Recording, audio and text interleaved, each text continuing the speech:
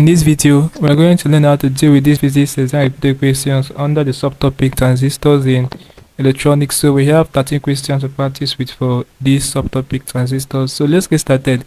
The first question I have here says, for a transistor in the active region, the emitter junction is forward biased and the collector junction is reverse biased. Emitter junction is reverse biased and the collector junction is reverse bias. Emitter junction is reverse bias and the collector junction is forward bias. Emitter junction is forward bias and the collector junction is forward bias. The right option is option A, which is emitter junction is forward bias and the collector junction is reverse bias. Very, very important. The next question is this one. It says a transistor is used in the amplification of signals because it contains electron and hole carriers, allows doping, consumes a lot of power, controls the currents, controls the flow of current. So the right option is option D, controls the flow of current. Next question is this one. It says a transistor functions mainly as a switch and an amplifier, charge storer and an amplifier, charge storer and a switch, rectifier and an amplifier. Right option is option A.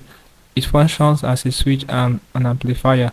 Next question is this one. It says in the circuit diagram of a transistor above, the terminal P, Q, and R represent. So take note of this particular diagram, guys. I've often seen it repeated. So the P here stands for the emitter, the Q stands for the base, and the R stands for the collector. So the right option is option A, emitter base collector.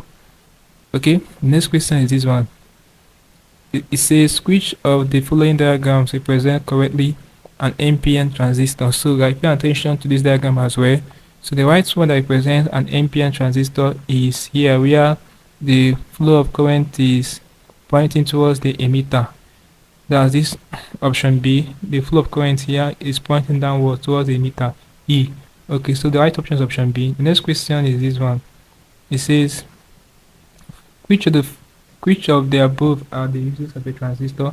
For current amplification, that's correct. For voltage stabilization, that's wrong.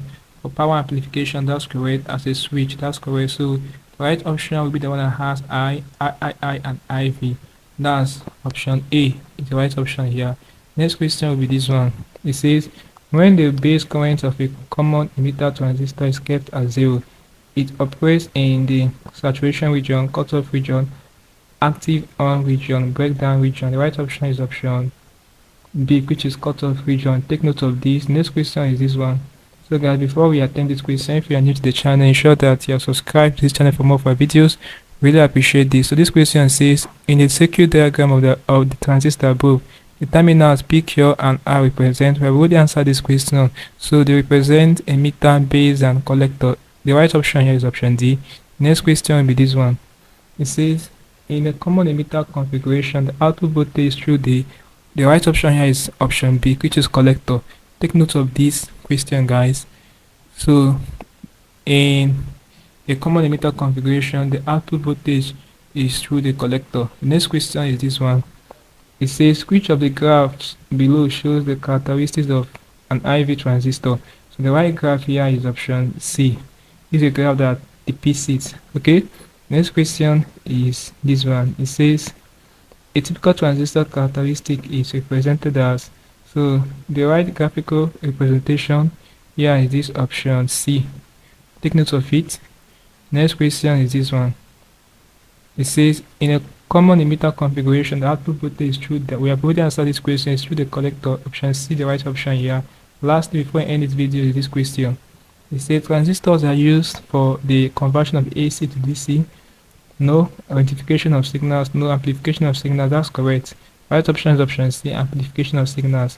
Is not option D, conversion of DC to AC. So guys, right option is option C. This basically can deal with problems involving transistors for your physics. Transistors are problems under electronics. So we practice with 13 repeated questions for transistors. Hope you learned something interesting from the video.